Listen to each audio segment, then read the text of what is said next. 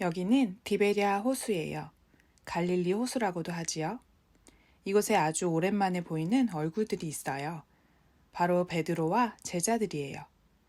갈릴리에서 어부로 살다가 예수님의 제자가 되었던 그들은 예수님이 십자가에 죽으신 뒤 다시 갈릴리로 돌아왔어요.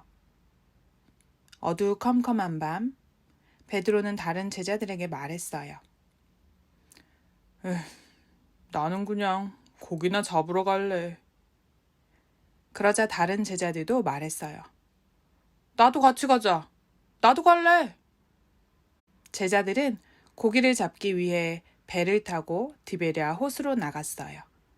낮에는 고기들이 깊은 곳으로 내려가기 때문에 밤에 고기를 잡는 것이 낮보다 훨씬 쉬웠거든요. 그들은 열심히 호수에 그물을 던졌지만 아무것도 잡지 못했어요. 오랜만에 그물을 던져서 그런가? 고기가 영 안 잡히네. 제자들은 다시 그물을 던졌어요.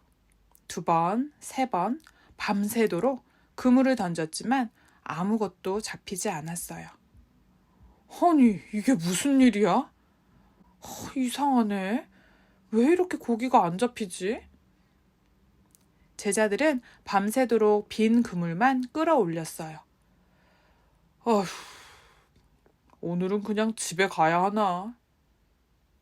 그렇게 포기할까 생각하던 순간 베드로와 제자들에게 무언가 익숙한 느낌이 들었어요. 날이 새어갈 때 예수께서 바닷가에 서 계셨어요. 그러나 제자들은 예수님이신 줄 알지 못했어요. 어느새 아침이 밝아왔어요.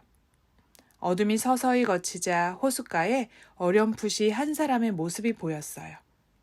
거리가 멀어서 얼굴은 잘 보이지 않지만 따뜻한 목소리가 들렸어요. 고기를 좀 잡았느냐? 아니요. 한 마리도 잡지 못했습니다. 그는 다시 말했어요. 그물을 배 오른편에 던져보렴. 제자들은 대체 누구지? 궁금해하며 그물을 오른편으로 던졌어요.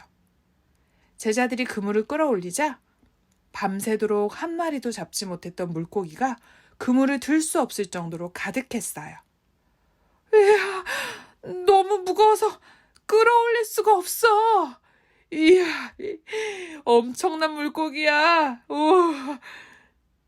제자들은 온몸에 찌릿찌릿 소름이 돋는 것 같았어요. 그때 제자 중 한 사람이 말했어요. 저기, 주님이시다. 그 말을 들은 베드로는 배와 물고기를 다 내팽개치고 바다로 첨벙 뛰어들었어요. 베드로는 육지로 헤엄쳐 갔어요. 조금이라도 빨리 예수님을 만나기 위해서였지요. 베드로를 따라 다른 제자들도 육지에 올라왔어요. 그곳에는 따뜻한 숯불이 피워져 있었고 생선과 떡이 있었어요. 피곤하고 배고픈 제자들을 위해 예수님이 미리 준비해 두셨어요. 그리고는 예수님이 말씀하셨어요. 와서 아침을 먹어라. 제자들은 그 누구도 예수님에게 누구냐고 묻지 않았어요. 이미 그분이 예수님이라는 걸 알고 있었거든요. 그렇지만 제자들은 예수님께 반갑게 인사를 할 수도 말을 걸 수도 없었어요. 오늘과 똑같은 일을 경험했던 그날, 바로 예수님이 처음 제자로 불러주셨던 그때가 생각났기 때문이에요. 제자들은 속으로 생각했어요. 예수님은 우리가 물고기가 아닌 사람을 낚는 어부가 될 것이라고 말씀하셨는데 예수님의 손에 있던 구멍난 못자국을 보고서도 우리는 이렇게 예수님을 떠나 물고기나 잡고 있으니 도저히 예수님을 볼 면목이 없어. 제자들은 아무 말도 하지 못하고 묵묵히 밥을 먹었어요. 식사를 마치고 예수님은 베드로에게 먼저 말을 거셨어요. 요한의 아들 시몬아, 네가 이 사람들보다 나를 더 사랑하느냐? 예수님의 질문에 베드로는 대답했어요. 예수님, 그렇습니다. 제가 예수님을 사랑하는 줄 예수님께서 아십니다. 그러자 예수님은 말씀하셨어요. 내 어린 양을 먹이라. 그리고 예수님은 다시 말씀하셨어요. 요한의 아들 시몬아, 네가 나를 사랑하느냐? 주님, 그렇습니다. 내가 주님을 사랑하는 줄 주님께서 아십니다. 내 양을 치라.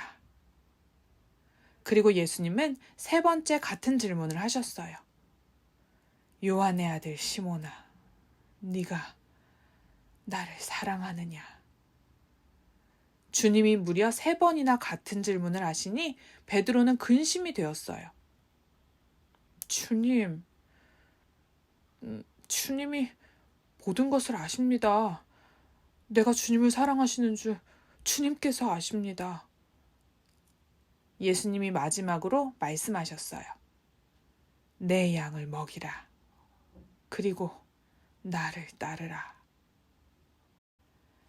예수님은 베드로가 예수님을 모른다고 3번 부인했던 잘못을 덮어주시고 다시 예수님을 향한 사랑을 고백하게 하셨어요. 베드로를 제자로 다시 세워주신 거예요.